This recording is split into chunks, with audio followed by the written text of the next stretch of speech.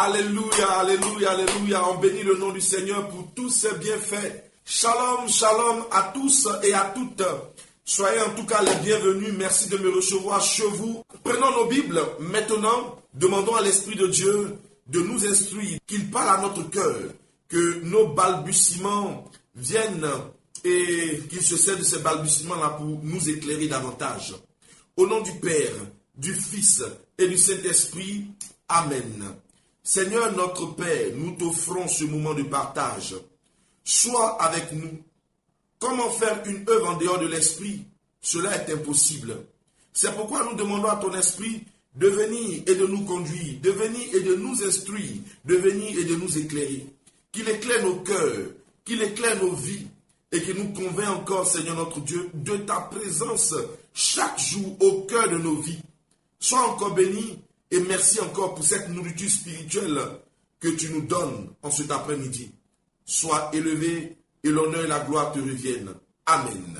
Voilà, frères et sœurs, nous allons donc lire ce passage-là tiré de Nombre, le chapitre 11. Nombre, le chapitre 11, les versets 24 jusqu'au verset 29. Verset 24 jusqu'au verset 29. Et je lis le passage. Sois attentif. Nombre 11 à partir du verset 24.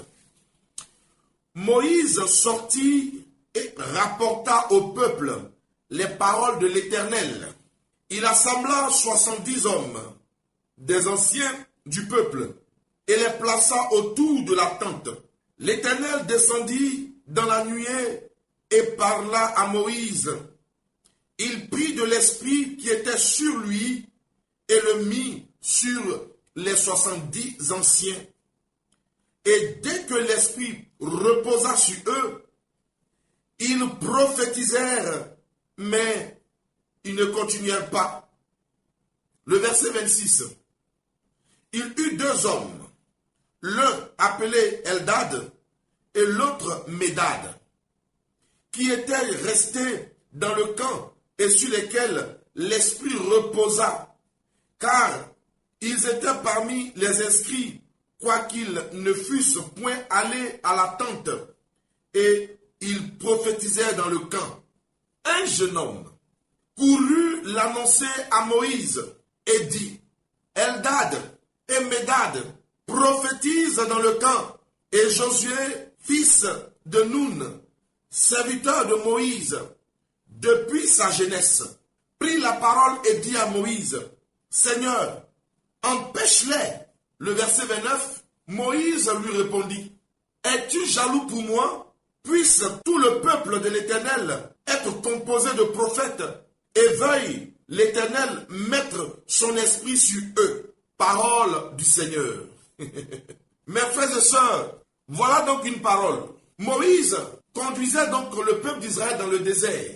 À un moment donné, sous les conseils donc de son beau-père Jéthro, Moïse va comprendre en réalité que la charge était énorme, qu'il fallait faire une délégation de pouvoir afin de redistribuer les charges et puis pour que lui soit déchargé et qu'il se concentre sur ce qui est encore d'essentiel dans la conduite du peuple.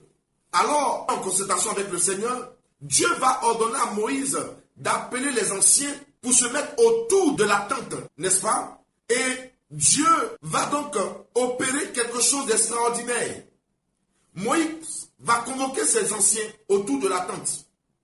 Et c'est alors que Dieu va prélever une part de l'onction, de l'esprit qui reposait encore sur Moïse pour répandre sur les anciens.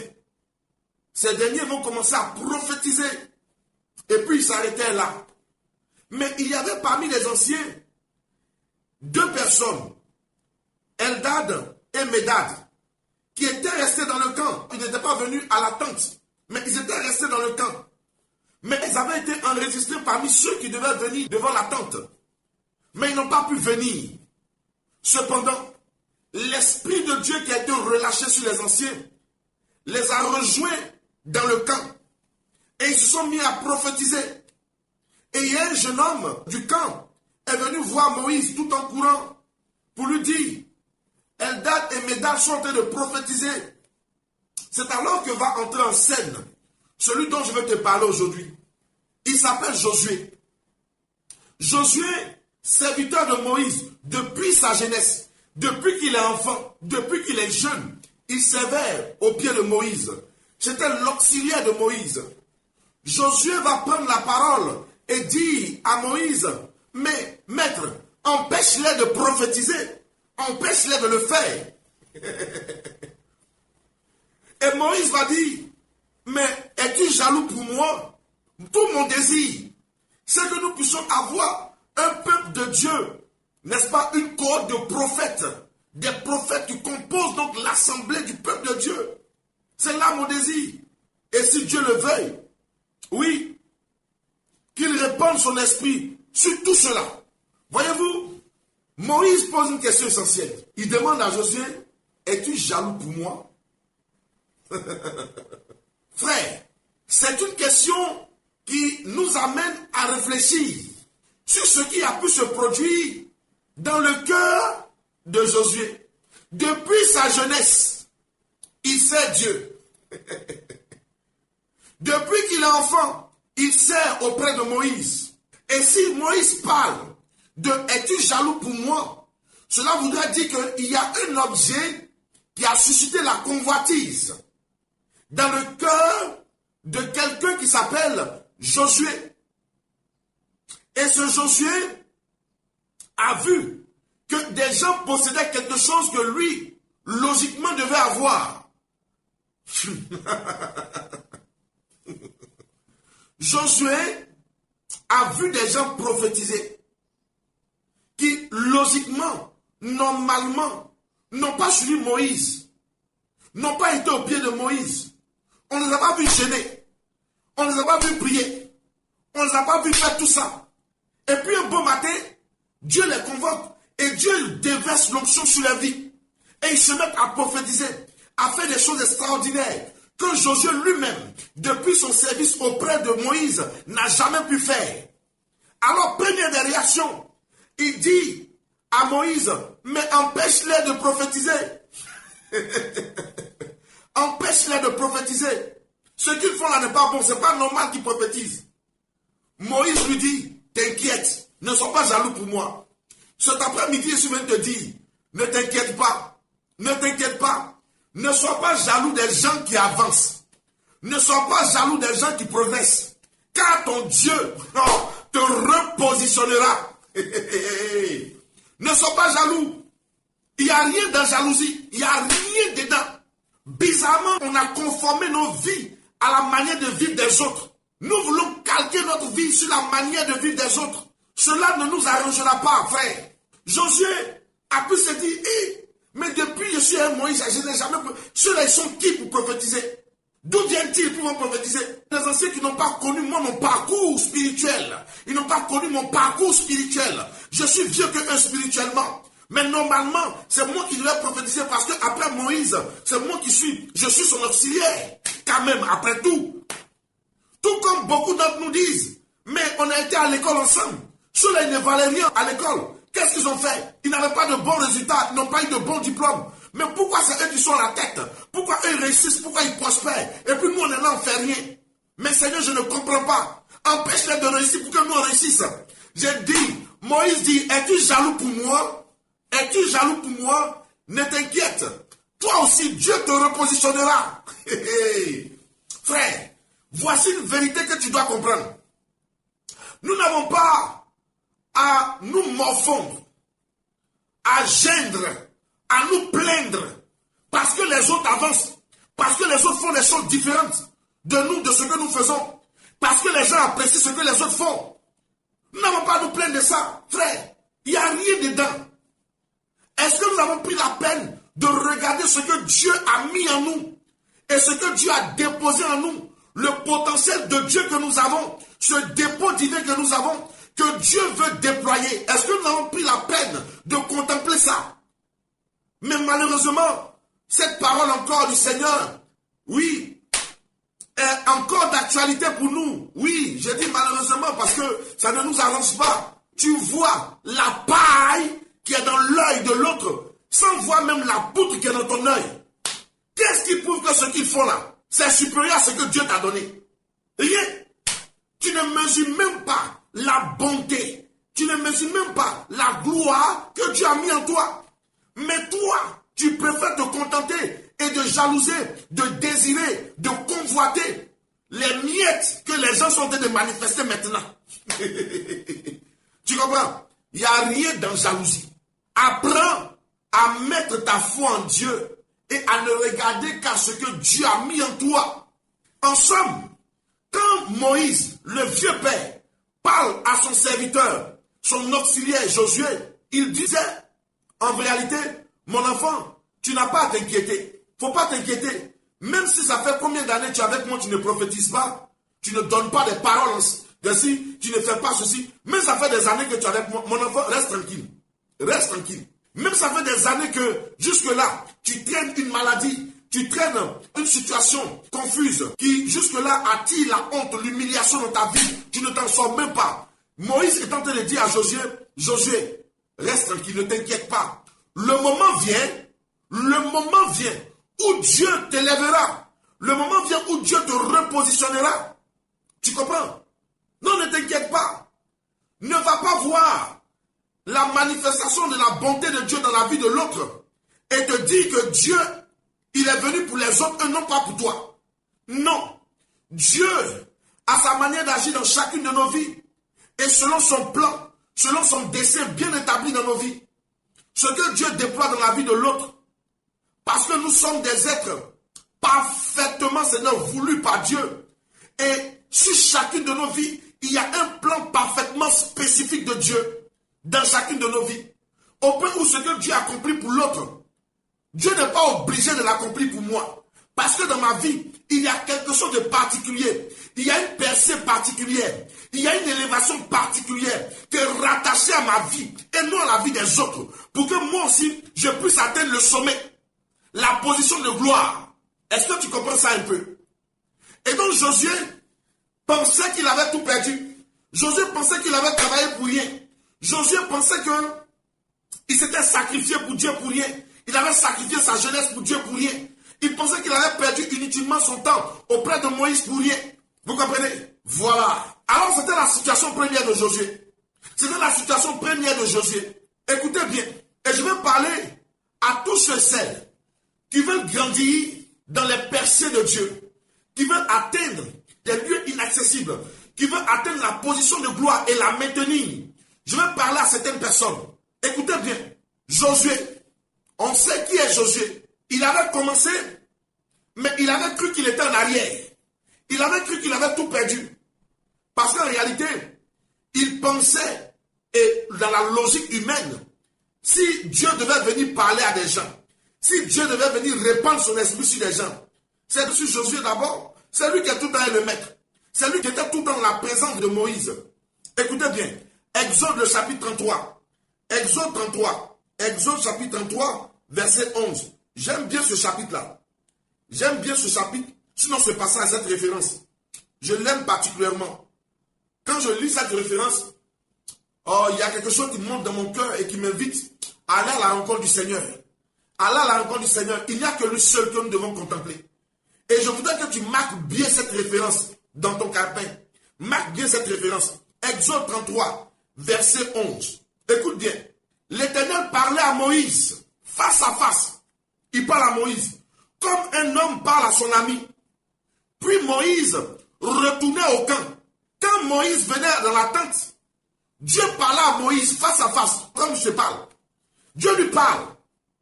Mais quand Moïse finit d'échanger avec Dieu, il quitte la tente et il va au camp. Il va au camp pour aller travailler. Mais pendant qu'il va au camp, suis bien la suite de cette référence. Mais son jeune serviteur Josué, fils de Nun, ne sortait pas du milieu de la tente. Oh!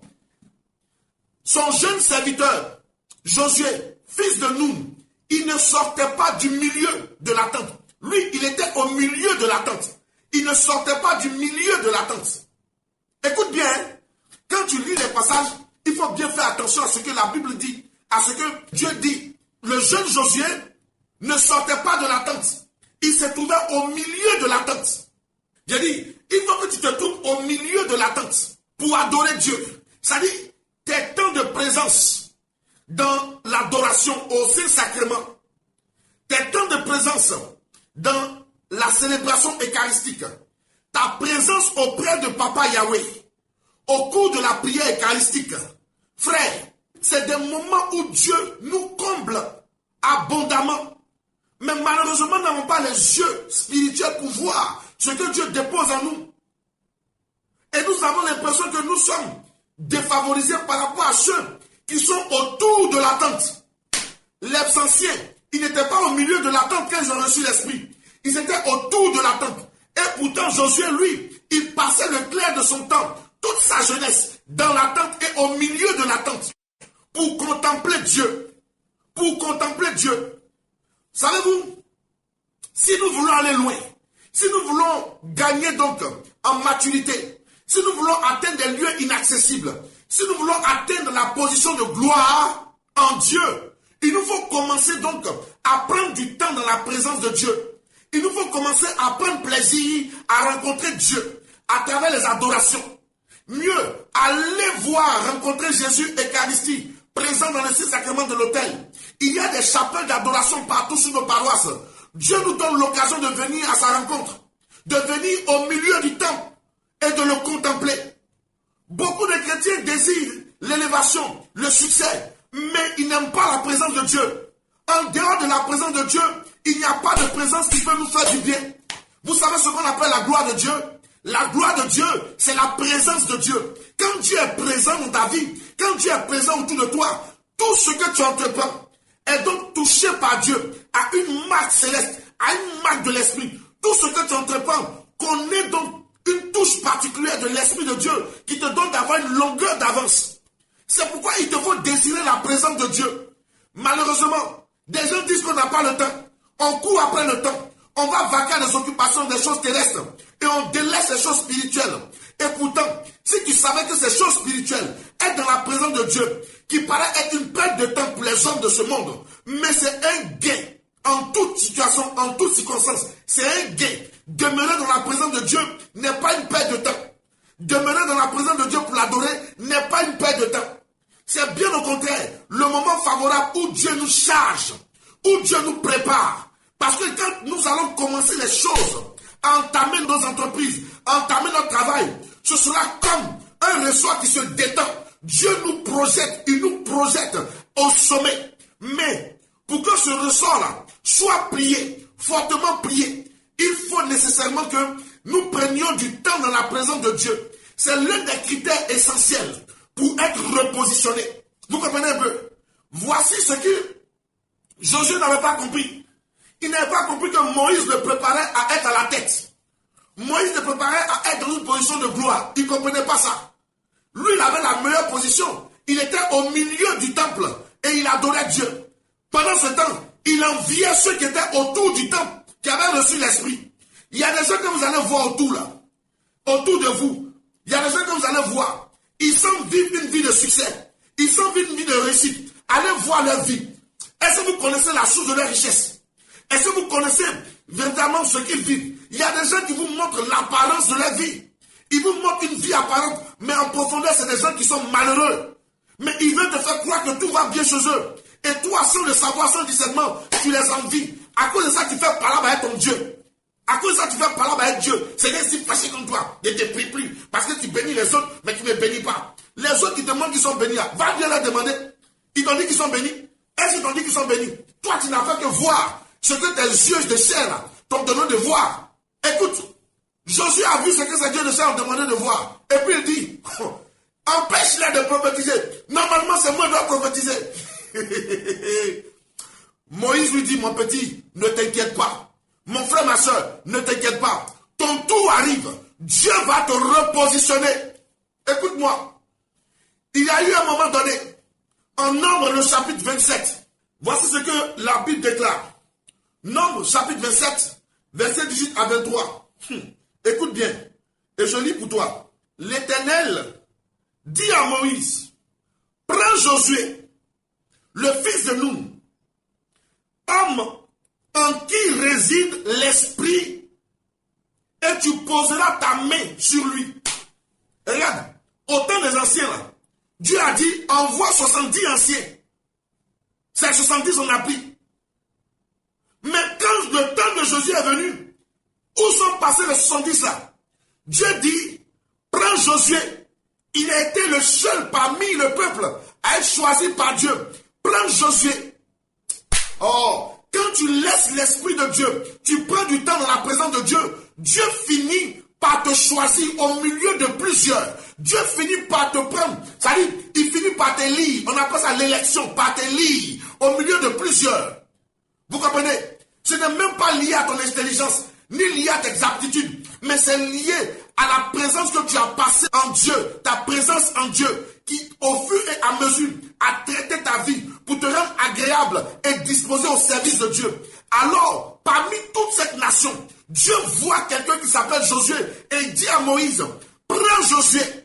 Et puis Dieu précise, ça c'est Dieu qui parle, ce n'est même pas un homme qui parle, c'est Dieu qui précise. Il dit, prends Josué, fils de Nun, homme en qui réside l'esprit. Waouh! Ça dit, l'esprit de Dieu habite en lui. Josué, on dit, Dieu même dit, l'esprit de Dieu réside en lui. L'esprit de Dieu habite en lui. Si l'esprit de Dieu doit habiter en toi, prends du temps dans la présence de Dieu. Fais comme Josué. Des gens maintenant ont horreur de l'adoration. Des gens ont horreur de l'Eucharistie. Des gens ont horreur des chapelles d'adoration. On voit les chapelles d'adoration, on passe. Et pourtant, il veut des miracles dans leur vie. Il veut être à la tête. Il veut avoir de grands postes. Il veut avoir de grandes responsabilités. Mais il fuit la présence de Dieu. Tu ne peux pas aller loin sans la présence de Dieu. Est-ce que tu comprends ça un peu? Je veux te faire comprendre ça.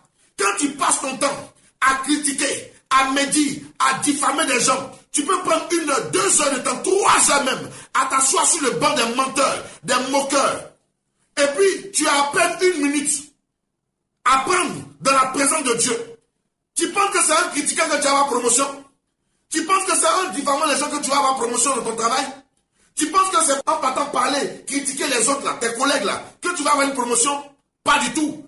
Mais si tu prends ton temps dans la présence de Dieu, Dieu va refaire ton âme. Il va refaire ta vie. Il va commencer à te disposer. Sa gloire qui va reposer sur toi va forcément attirer des gens, attirer le regard des gens.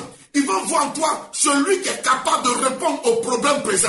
Ils vont voir en toi la solution à leur situation. C'est ainsi que Dieu établit des gens. Alors il dit à Moïse, prends Josué le fils de Nun, celui en qui réside l'Esprit de Dieu. Celui en qui réside l'Esprit de Dieu. Et quand vous lisez jusqu'au verset 23, vous allez voir, de manière particulière, Josué, Moïse va lui imposer la main. Et puis, les prêtres là, vont prier pour lui de manière particulière. Il sera consacré. Écoute-moi bien. Aujourd'hui, les gens disent que toi, tu passes ton temps à prier Dieu. Tu fais rien de bon. Des paresseux, des vauriens. Au lieu d'aller travailler, vous prenez du temps en train de prier, adorer Dieu. Si les gens te disent cela, c'est pas bien grave. Laissez-les t'insulter. Mais toi, au fond de ton cœur, tu sais la relation que tu veux tisser avec Jésus. Au fond de ton cœur, tu connais le programme d'intimité que tu as avec Jésus. Au fond de ton cœur, tu sais ce que tu cherches en Jésus-Christ. Au fond de ton cœur, tu sais qui est Jésus pour toi. C'est pourquoi ce que les gens vont dire te concernant ta marche avec Dieu, concernant ta relation avec Dieu, ça ne doit même pas te faire mal même. Ça ne doit pas te faire mal. Et il passe son temps. Et puis des fois même, on se moque de toi en disant pasteur, maman pasteur, tout ça, on se moque de toi. C'est pas bien grave. Mais toi, prends ton temps. Prends ton temps. Ne va pas envier les gens. Ne va pas jalouser les gens. Mais prends ton temps dans la présence de Dieu. L'homme a besoin d'être dans la présence de Dieu. Je vous l'ai dit hier. La présence de Dieu, c'est la gloire de Dieu. Adam et Ève ont été chassés de la présence de Dieu. Donc du jardin d'Éden. Donc de la gloire de Dieu. C'est pourquoi ils avaient tout perdu. Mais tu peux tout récupérer. Et être dans la même dimension d'Adam et Ève. En commençant à prendre du temps dans la présence de Dieu. Quelles sont tes heures de prière? Quels sont tes temps de prière? Tes temps d'adoration? Toi-même quand tu pries là, c'est intercession, en train de demander. Est-ce que tu as pris le temps pour parler un peu à Dieu comme on parle à son ami, comme on parle à son père? Est-ce que tu as pris ce temps? Et après on se plaint, on dit mais Dieu fait rien pour moi. Comment il va faire si tu es loin de lui? Comment il va faire si tu t'éloignes de lui? Qu'est-ce qu'il peut bien faire? Isaïe nous dit, ce n'est pas parce que la main de Dieu est trop courte pour nous secourir, ni qu'il a l'oreille trop dure pour entendre nos supplications, mais nos mains sont recouvertes de sang, de crimes, qui ont creusé un fossé entre nous et Dieu. Dieu peut vouloir, mais il ne peut pas. À cause du fossé, toi-même tu t'es éloigné. S'il te plaît, pardon, rapproche-toi de Dieu, rapproche-toi de ton trône, et là Dieu va te couronner, là Dieu va te bénir. Je vais terminer sur ça. Quand Moïse est mort, Josué le chapitre 1, quand Moïse est mort, à qui est-ce que Dieu s'est adressé? Quand Moïse est mort, à qui est-ce que Dieu s'est adressé? Pour conduire le peuple d'Israël. Est-ce que Dieu a parlé aux 70 qui avaient prophétisé? Est-ce que Dieu a parlé aux 2 qui étaient dans le camp qui avaient prophétisé? Est-ce que Dieu a parlé aux anciens? Non, Dieu n'a rien dit. Dieu est parti rejoindre Josué. Parce que Dieu sait l'amitié, l'intimité que Josué avait tissée avec lui quand il était dans la tente, au milieu de la tente. Alors Dieu va parler à Josué pour lui dire, Josué, écoute-moi bien, mon serviteur Moïse, il est mort. Arrête de pleurer, lève-toi. C'est à toi maintenant que je confie la charge de conduire le peuple à Canaan. Où étaient les 70 anciens? Où étaient-ils? Ceux qui avaient reçu l'option. Ils étaient où? Au moment où Josué leur demandait de se taire là, où on voyait Josué n'avait rien là. Eux, ils prophétisaient. Ils étaient bien. Mais maintenant où Moïse est mort, on avait besoin de quelqu'un pour conduire le peuple là. Ils étaient où?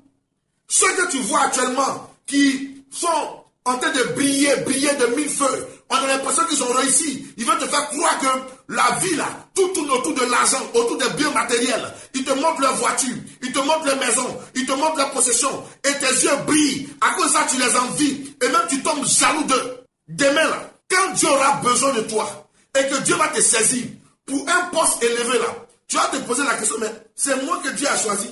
Mais où sont passés les grands là? Ils sont où? Où ils sont passés? C'est comme ça que Dieu élève ses enfants. C'est comme ça que Dieu choisit ses enfants. Écoute-moi bien. Les critères des hommes là ne sont pas les critères de Dieu. Prends ton temps dans la présence de Dieu. Dieu va prendre son temps pour te préparer à une dimension plus grande, à un service plus grand, à une responsabilité plus grande. On a des défis à relever. Et à cause de ces défis qui sont énormes, il nous faut prendre du temps dans la présence de Dieu. Le défi que Josué devait relever était énorme. C'est pourquoi, à toute sa jeunesse, il a pris son temps dans la présence de Dieu. Le défi de Jésus-Christ était énorme. Pendant 30 ans, il a pris son temps dans l'ombre de Dieu. Pendant 30 ans. Et pendant 3 ans, il a relevé le défi jusqu'à atteindre son sommet en mourant sur la croix. Il a reçu le nom au-dessus de tout nom. Il a reçu le nom au-dessus de tout nom. Celui qui, dès le départ, s'était dépossédé de toute sa richesse, de tout son honneur, de toute sa gloire, pour prendre la condition d'un homme. Il est tombé si bas comme nous. Il a pris la condition d'un homme. Il est mort en obéissant à son Père. Est mort sur une croix. Mais cette obéissance, cette humilité, cet abaissement, lui a valu de porter le nom au-dessus de tout nom. Aujourd'hui, tu es écrasé. Aujourd'hui, tu es humilié. Mais l'humiliation que tu vis, l'humiliation que tu endures, prépare une élévation dans ta vie. Prépare un couronnement dans ta vie. Tu porteras toi aussi une responsabilité au-dessus de toute responsabilité. Tu porteras un nom au-dessus de tous les noms. Toi aussi, à l'image du Maître, à l'image de Jésus-Christ, qui est venu nous tracer le chemin de réussite et de succès. Sois béni si tu as entendu ce message et que Dieu ne cesse de te combler de sa gloire. Prends du temps dans la présence de Dieu. Dieu est fidèle. Il ne s'est pas détourné de Josué. Dieu n'est pas un homme pour agir comme un homme. Sa fidélité demeure toujours. Il est resté fidèle à Josué. Malgré l'usure du temps, il est resté fidèle à Josué. Il n'a pas tourné le dos à Josué. Dieu est fidèle à sa promesse. Il est fidèle à sa parole. C'est pourquoi dans la présence de Dieu, quand Dieu va te faire des promesses, sois sûr d'une chose. Dieu ne lâchera pas prise tant que la promesse ne se réalise pas. À ton niveau, tu dois demeurer dans la foi. Tu dois t'accrocher sans cesse jusqu'à voir la promesse se réaliser. Que Dieu te bénisse. Que Dieu augmente encore sur ta vie. Beaucoup de grâce. Beaucoup de faveur. Soyez repositionnés dans le nom de Jésus. Que la louange et l'honneur reviennent à notre Seigneur Jésus-Christ. Merci encore à vous. Que Dieu vous garde.